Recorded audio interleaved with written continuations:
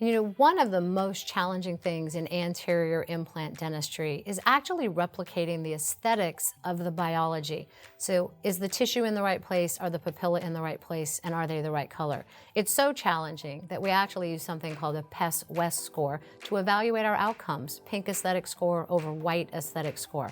Because we already have the existing challenge of matching the tooth size and shape, especially if you're doing a single central. I'd love to invite you to come and visit the Pankey Institute in Key Biscayne, Florida, and attend our Mastering Anterior Implant Esthetics course. In this 2-day lecture program, we are going to cover every topic that you need to go home and get exquisite aesthetic results on implants. From prosthetic and surgical treatment planning through execution of placing the fixture and the final restoration, you will go home and you'll get results so that when you take photographs of your anterior implants, you'll actually not be able to remember which of those teeth is sitting on an implant and which one has a natural tooth root. So please join us in Key Biscayne for this incredible lecture program.